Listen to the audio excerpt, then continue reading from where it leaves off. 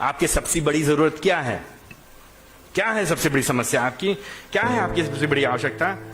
आप क्या उत्तर देंगे इसका? अगर आप इसका उत्तर देंगे मेरी सबसे बड़ी आवश्यकता मेरी पढ़ाई, मेरी सबसे बड़ी आवश्यकता मेरी नौकरी, मेरी सबसे बड़ी आवश्यकता है मेरा करियर, मेरी सबसे बड़ी आवश्यकता मेरे बच्चे का बीमारी दूर हो जाना, मेरी सबसे बड़ी आवश्यकता मेरी शादी हो जाना, या बेटा हो जाना, या मकान अच्छा बन जाना, या धंधा बढ़िया हो जाना, तो आप गलत कह रहे हैं। आपकी सबसे बड़ी आवश्यकता ये सारी चीजें नहीं है, ये सब छोटी मोटी आवश्यकताएं। सबसे बड़ी आवश्यकता आपकी यह है कि पापों के दंड से आप बच जाएं, आने वाली मौत से बच जाएं। कौन बचाएगा आपको आने वाले दंड से? आप बचा पाएंगे अपने आप को? आपको बचाने के लिए यीशु मसीह संसार में आ गए। तो ज्ञान में बढ़ना है, हमको जानना है कि हमारे ऊपर एक समस्या है, उससे बचाने वाला केवल एक ही है, जिसका नाम है यीशु मसीह, जो हमको बचा सकता है परमेश्वर के क्रोध से, परमेश्वर के दंड से। ना सिर्फ बचाएगा लेकिन हमको उससे मिलाएगा और हमारा जीवन सफल हो जाएगा। लेकिन जब तक हम विश्वास नहीं करेंगे, प्रत्युत्तर नहीं करेंगे और उसके समान जिएंगे नहीं। तो इसीलिए पौलुस यहां पे कहता है कि तुम्हारा प्रेम बढ़े प्रभु के लोगों के लिए, लेकिन वो प्रेम आधारित हो सच्चे ज्ञान पे। क्या ज्ञान है? क्योंकि प्रभु जी ने हमको बचाया है, इसलिए अब हम चाहते हैं दूसरे लोग बचाए जाए। क्यों हम पैसा देंगे सुसमाचार काम के लिए?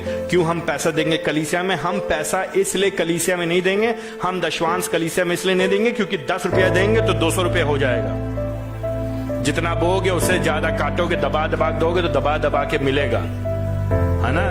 10 गुना फल आएगा ना। नहीं, इसलिए हम नहीं देते कलीसिया में। कलीसिया हम प्रभु को इसलिए हम प्रभु को इसलिए देते हैं क्योंकि प्रभु का है सब कुछ जो हमारे पास है। हम प्रभु को इसलिए देते हैं क्योंकि प्रभु ने जो दिया है उसमें से रखने दिया उसने हमको ज्यादातर, और थोड़ा सा हम उसको लटा देते ताकि उस धन का उपयोग किया जाए दूसरों को सुसमाचार बचाने के लिए, ताकि दूसरे पापी बचा जाए, ताकि दूसरे लोग को प्रभु का रास्ता दिखाया जाए। हम इसलिए नहीं देते हैं कि हमारा फायदा हो। हर चीज में फायदा ढूंढने की बीमारी को मारना है हमको, आपको। हर चीज में क्या मिलेगा? मुंह खोल के पैदा ही होता है ना, मुंह खोल, क्या मिलेगा? क्या मिलेगा? क्या फायदा? 3 घंटे बैठेंगे, क्या फायदा? क्या फायदा? ये फायदा प्रभु जी ने आप पे दया किया है, प्रभु जी ने मेरे पे दया किया है, इससे ज्यादा और क्या फायदा? ये हम कैसे समझेंगे? सच्चे ज्ञान से। ये ज्ञान कहां से आएगा? सुसमाचार से। ये ज्ञान कहां से आएगा? यीशु मसीह को जानने से। तो पौलुस कह रहा है कि मैं चाहता हूं कि तुम ज्ञान में बढ़ो, तुम और ज्ञान पाओ और प्रभु के बारे में जानो। प्रभु कौन है? प्रभु ने क्या किया है? तुम्हारे लिए क्या किया है? तुम कौन थे? तुम्हारी हालत क्या थी? तुम कहां जा रहे थे? कैसे उसने बचा लिया? तुम जान जाओ, और जब तुम जान जाओगे तो तुम्हारी समझ भी बढ़ेगी, फिर तुम समझदार होगे, तो तुम सही गलत में भेद करना जानोगे, फिर तुम सही निर्णय लोगे, फिर तुम मतलब के लिए नहीं जियोगे, फिर तुमको परख की आत्मा होगी। सही शिक्षा क्या है? खराब शिक्षा क्या है? धोखे की शिक्षा क्या है? बाइबल पे आधारित शिक्षा क्या है? परमेश्वर का वचन क्या कहता है? लोग क्या कह रहे हैं? फिर तुम्हारे अंदर सच में समझ होगी। लेकिन समस्या यह है, कई बार लोग प्रेम तो करते हैं एक दूसरे से, लेकिन उनके अंदर ज्ञान नहीं होता है, उनके अंदर समझ नहीं होता है। वो प्रेम करते हैं सिर्फ इसलिए करते हैं क्योंकि हमको अच्छा लगता है। तो अक्सर लोग चर्च तब तक आएंगे जब तक सब अच्छा लगेगा। हमको बहुत अच्छा लगता है, सब बहुत प्यार से बात करते हैं, सब बहुत प्यार से बात करते हैं, सब बहुत प्यार से बात करते हैं। चाय पीते हैं हम लोग, 1 घंटे साथ पीते हैं, घर भी आते हैं लोग, प्रार्थना भी करते हैं। हमारे बहुत बढ़िया लोग, बहुत बढ़िया लोग हैं, बहुत बढ़िया, बहुत अच्छे लोग, बड़ी मदद करते हैं, फोन कर देते हैं, काम करते हैं। जहां कुछ समस्या आई, सत्य से बाहर। जहां किसी ने कुछ बोल दे, तुम ऐसा क्यों कर रहे हो? क्या कौन होते हो बोलने वाले? तुम जहां किसी ने बोल दे, भाई आप अपने पत्नी के साथ ऐसे व्यवहार नहीं कर सकते, आपने पति के साथ ऐसे व्यवहार नहीं कर, मेरे बीच में दखल मत डालना, जानते नहीं बहुत खतरनाक आदमी हूं मैं। जहां बात है, तो प्रेम कहां गया? वो प्रेम वो तुरंत रफू चक्कर हो गया। क्यों रफू चक्कर हो गया? क्योंकि वो प्रेम सच्चे ज्ञान पे आधारित नहीं है और पूर्ण समझ के साथ नहीं है।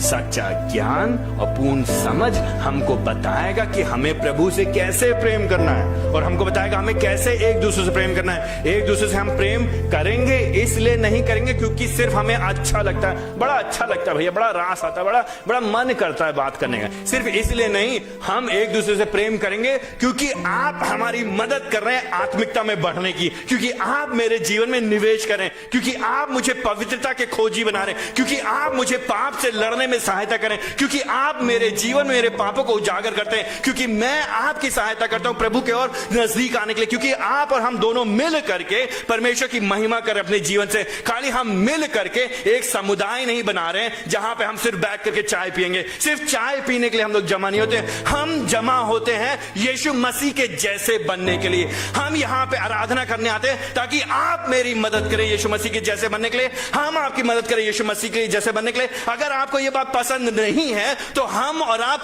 गलत कारण से गलत प्रेम में जा रहे हैं।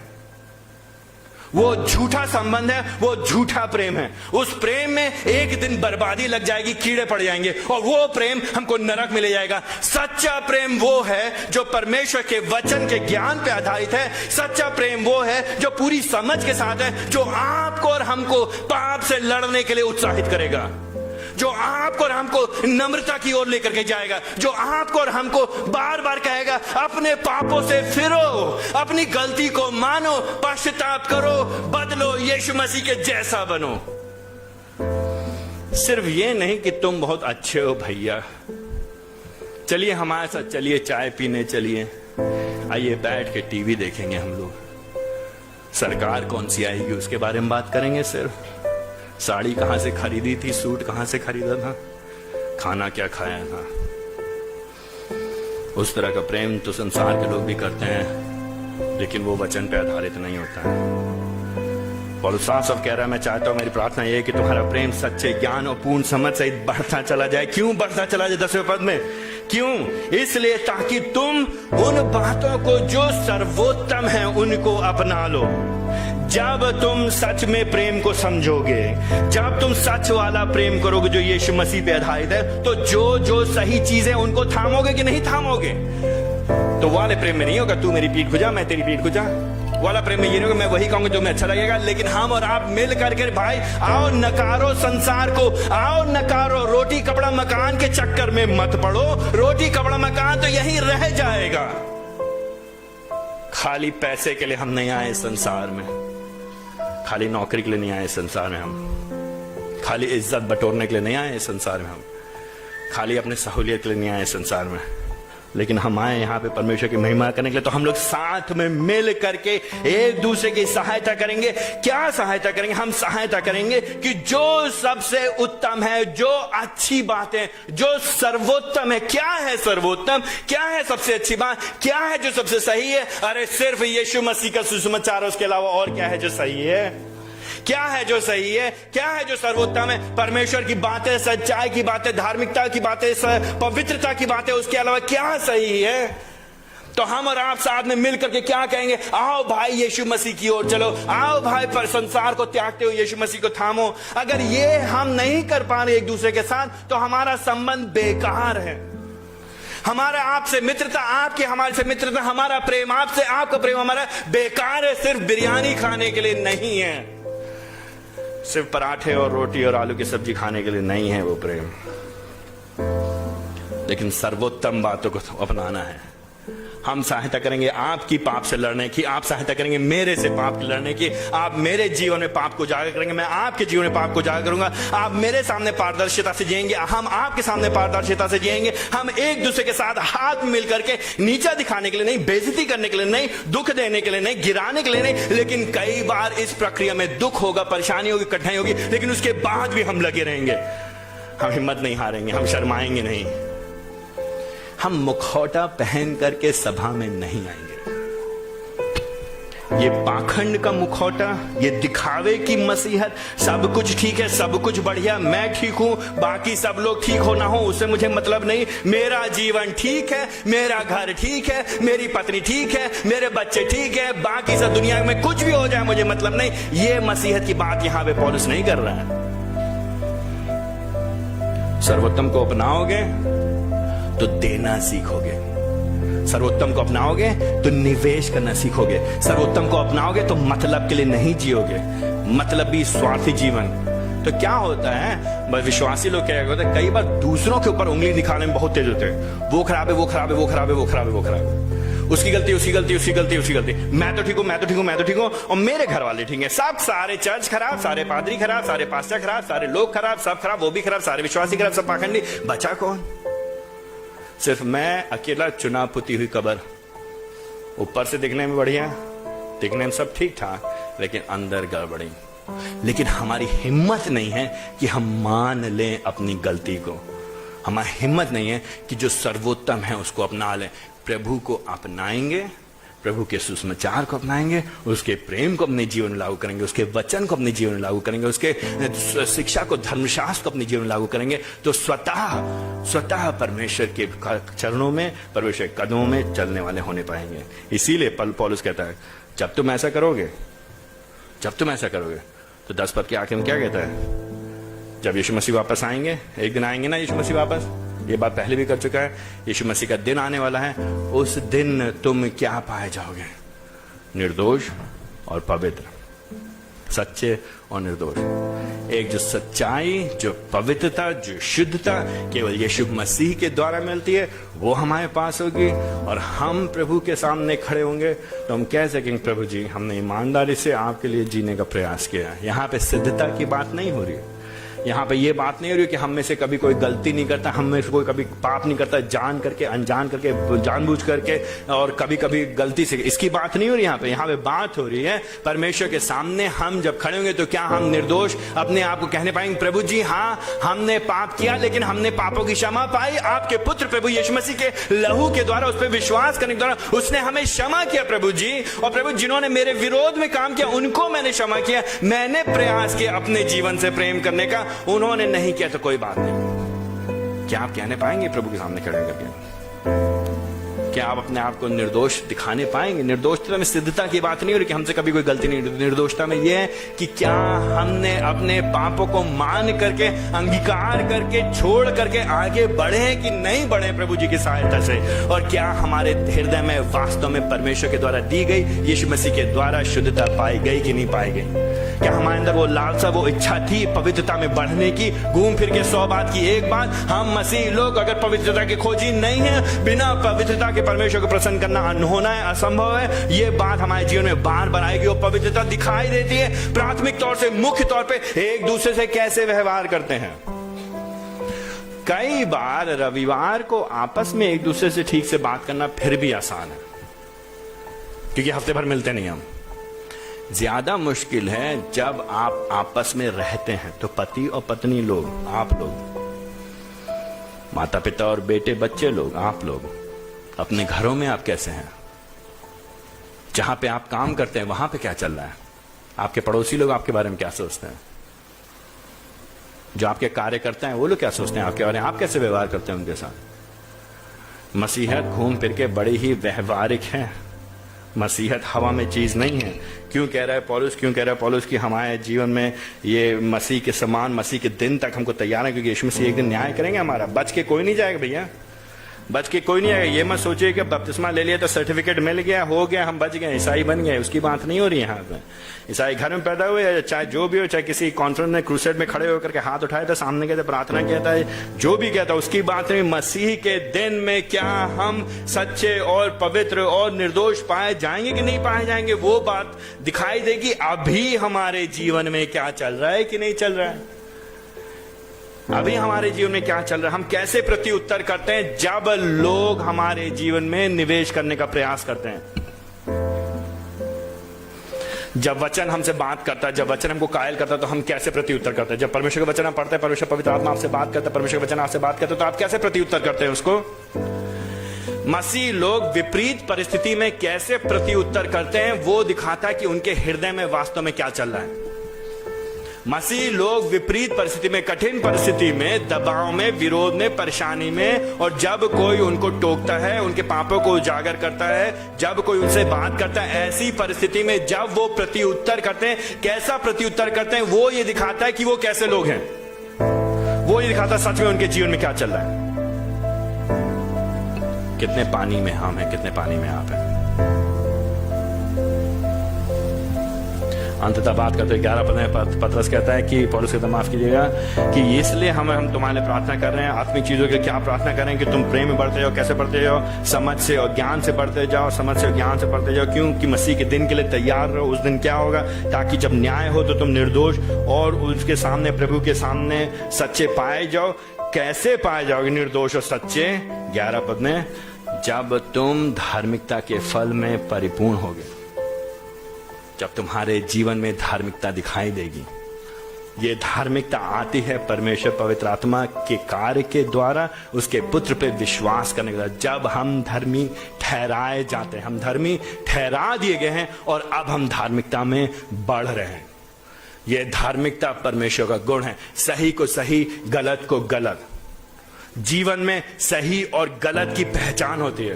फिर जीवन में सही निर्णय और गलत निर्णय हम करते हैं, और फिर हम परमेश्वर पवित्र आत्मा की भरोसे से, उस पर भरोसा करते हुए हम गलत को गलत कहने पाते हैं, सही को सही कहने पाते हैं, और परमेश्वर के चरित्र को देखते हुए, उसके पवित्रता को देखते हुए अपने जीवन में उन्हीं चीजों की ओर आकर्षित होते हैं, उन्हीं चीजों के लिए जीते हैं, उन्हीं चीजों के पीछे भागते हैं। हमारे जीवन में दिखाई देता है कि धार्मिकता हमारे जीवन में है कि नहीं है।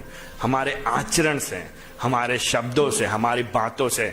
धार्मिकता नए नियम में, पुराने नियम में बहुत ही व्यवहारिक है। शुरुआत होती है यीशु मसीह के द्वारा, उसके किए हुए काम के द्वारा जो क्रूस पे किया गया, धर्मी ठहरा दिए जाने के द्वारा। लेकिन उसके बाद हमें धार्मिकता में बढ़ते चले जाना है, एक दूसरे के साथ, एक दूसरे के साथ। धार्मिकता का फल पवित्र आत्मा के फल से फर्क नहीं है। धार्मिकता का फल, पवित्र आत्मा का फल हमारे जीवन में दिखाई देगा। सबसे पहला फल पवित्र आत्मा का फल के अंतर्गत पहली बात प्रेम दिखाई देता है। प्रेम है कि नहीं है मसीह जीवन में, कि थोड़ी थोड़ी बात पे बितक गए, थोड़ी थोड़ी बात पे कूदने लग गए। छोटी बात 6 महीने 6 साल पहले कही थी, उसको नहीं भूल पाए। 10 साल पहले क्या किया था किसी ने हमारे साथ, उसका हम हिसाब रख के अभी भी माफ नहीं कर सकते हैं। तो धार्मिकता का फल हमारे जीवन में नहीं दिखाई दे रहा। जो हमने प्राप्त किया उसमें हम परिपूर्ण नहीं होने पा रहे। हो सकता है कि हमने यीशु मसीह की धार्मिकता को अनुभव किया या सोचा कि हमने अनुभव किया, लेकिन क्या अब हम उसमें बढ़ रहे हैं कि नहीं बढ़ रहे हैं? धार्मिकता के फल से जो यीशु मसीह के द्वारा, आप अपने द्वारा नहीं लेकर के आएंगे। ये बात हम लोग बार बार आपसे बोल चुके हैं। आप अपने आप लेकर के नहीं आएंगे, यीशु मसीह के द्वारा। क्या आप उसमें बढ़ रहे हैं कि नहीं बढ़ रहे हैं? और जब ऐसा होगा, जब आप धार्मिकता के फल से परिपूर्ण होंगे, जब आप यीशु मसीह के जैसे बनते चले जाएंगे। ये घूम फिर के 100 बात की एक बात, घूम फिर के वही बात है, यीशु मसीह के जैसे बनना। मसीही, क्रिश्चियन, क्राइस्ट के जैसे, मसीह के जैसे। क्या आप मसीह के जैसे? लोग आपको देख करके, लोग अभी आपको देखते हैं तो 6 महीने बाद जो आपसे लोग मिले, 6 साल के बाद मिले, क्या आपने कभी आज तक सुना है कभी किसी ने भाई तुम बहुत बदल गए हो? कभी किसी ने कहा है आपसे आज तक ये बात? कभी किसी ने भाई तुम बहुत बदल गए हो? किसी ने कहा है आपसे? आपसे कहा है? किसी ने कहा? किसी ने आपसे कहा कि नहीं कहा? तुम बहुत बदल गए, तुम बहुत बदल गए। किसी ने कहा आज तक कभी आपने? अगर आज तक आपसे किसी ने नहीं कहा, ये नहीं कहा बहुत बदल, बहुत खूंखार हो गया, उसके बाद नहीं कह रहे हूं बहुत बदल के तुम यीशु मसीह के जैसे हो गए। अगर कोई नहीं कहता है आपसे, तुम्हारे जीवन में फर्क है, तुम्हारी सोच में फर्क है, तुम्हारे बोल में फर्क है, तो हम और आप धार्मिकता के फल से परिपूर्ण नहीं हो रहे। तो हमको आपको अपने जीवन को जांचना है। तो पौलुस उनके लिए प्रार्थना कर रहा है, उन लोगों के लिए जो अभी इस समय वर्तमान में प्रभु के पीछे चल रहे हैं, अच्छा कर रहे हैं, उनके लिए प्रार्थना कर रहा है कि वो और अच्छा करते हैं। तो हमको और आपको अपने लिए कितना प्रार्थना करना है? फिर हमको और आपको अपने लिए कितना प्रार्थना करना है? क्यों हम ये सब करेंगे? अंततः क्यों हम ये सब करेंगे? छोटी सी बात लेकिन सबसे महत्वपूर्ण बात, परमेश्वर की महिमा के लिए। आखिर में 11 पद के आखिरी खंड में, हम चाहे जो भी करें, हमारा मसीह जीवन, हमारा संसारिक जीवन, हमारा आत्मिक जीवन, हमारा पारिवारिक जीवन, हमारा कलीसियाई जीवन, हमारा धंधा करना, हमारा नौकरी करना, हमारा पढ़ाई करना, हमारा घर में रहना, हम जो कुछ भी करेंगे, अपने बच्चों की देखभाल करना, अपने पति से प्रेम करना, अपने पत्नी से प्यार करना, अपने समाज में उठना बैठना, जो कुछ भी हम करेंगे, सब कुछ को हम ध्यान में रखेंगे। चाहे खाओ, चाहे पियो, चाहे जो कुछ भी करो, सब कुछ परमेश्वर की महिमा के लिए करो, लेकिन परमेश्वर की महिमा हमारे जीवन से तब तक नहीं होगी जब तक ये बातें हमारे जीवन में पूरी नहीं होंगी, जब तक हम धार्मिकता के फल से परिपूर्ण नहीं होंगे, जब तक हम निर्दोष और हम पवित्र नहीं पाए जाएंगे, जब तक हम सच्चे ज्ञान और सच्ची समझ से पाए नहीं जाएंगे, जब तक हमारे अंदर परख नहीं होगी कि गलत क्या है सही क्या है, जब तक हम प्रेम में नहीं बढ़ेंगे, जब तक ये बातें हमारे अंदर नहीं होंगी, क्योंकि यीशु मसीह के प्रेम को हमने अनुभव नहीं किया, जब तक ये चीजें आपके जीवन में नहीं होंगी, मेरे जीवन में नहीं होगी, तो आपके जीवन से मेरे जीवन से परमेश्वर को महिमा कतई नहीं मिल सकती है। केवल आप महिमा देंगे तो अपने आप को महिमा देंगे, आप महिमा देंगे तो अपने घर वालों को महिमा देंगे, आप महिमा देंगे तो हो सकता है आप समाज को महिमा देंगे, लेकिन बाइबल के परमेश्वर को महिमा हमारे और आपके जीवन से तब तक नहीं मिलेगी जब तक मसीह का काम हमारे अंदर ना हो और मसीह के जैसे हम ना बने और मसीह के लिए ना जिए और मसीह की धार्मिकता हमारे अंदर ना दिखाई दे। तो किसके लिए जी रहे हैं आप? किसके लिए जी रहे हैं आप?